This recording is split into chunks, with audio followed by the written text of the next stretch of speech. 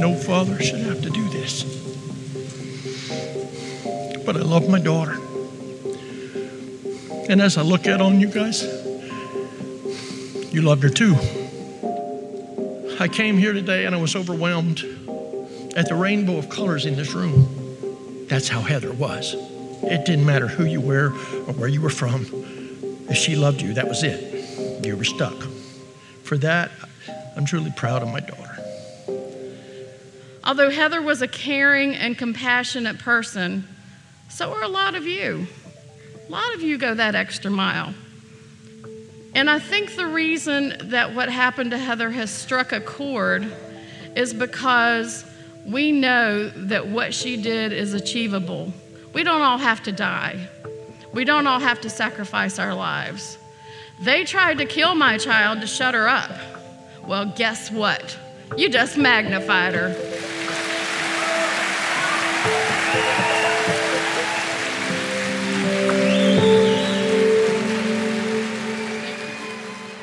What's the thing you would want people to know most about him? And somebody like Heather can take that large portion of her life to stand up for what is right, to go outside of her means of being comfortable, like these marches, to do what is right. That's admirable. That's an admirable thing. And if more of us were doing admirable things, I'm not positive this would happen in my city. If you had a chance to talk directly to President Trump, what would you say? You wouldn't talk to him? I'd have to be from a safe distance.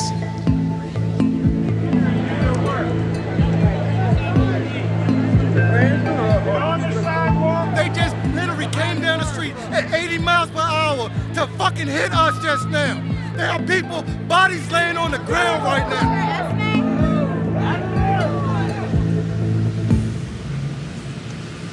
How are you feeling? I'm still feeling a little PTSD from this weekend, but going to this memorial, it really showed me that there are a lot of good people out here that want to stand up for what's right in our country, what's right in our community. But I am feeling hurt.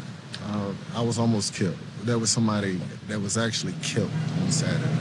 It was just so inspiring to see the whole crowd stand up to applaud her mom, to know what kind of a woman that Heather was before, when she was young, when she was old, and how her legacy from this incident is going to carry us into the future.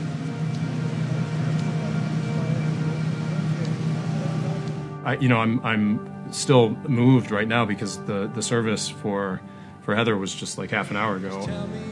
What she was everything that this city is, and that is everything that these terrorists tried to burn down and attack. And her mother just said in there, what she stood for, her voice, is what you all have to magnify.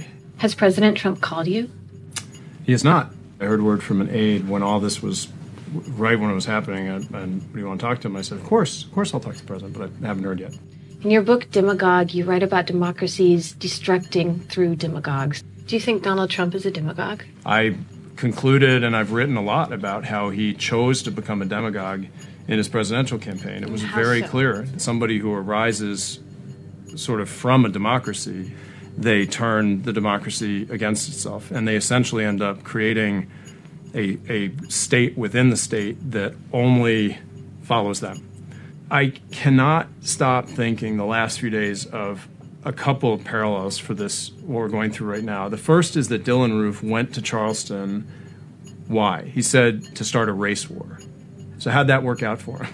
It didn't. It didn't. It led to greater racial harmony, greater racial unity, and he's now by himself in a, rotting away in a jail cell.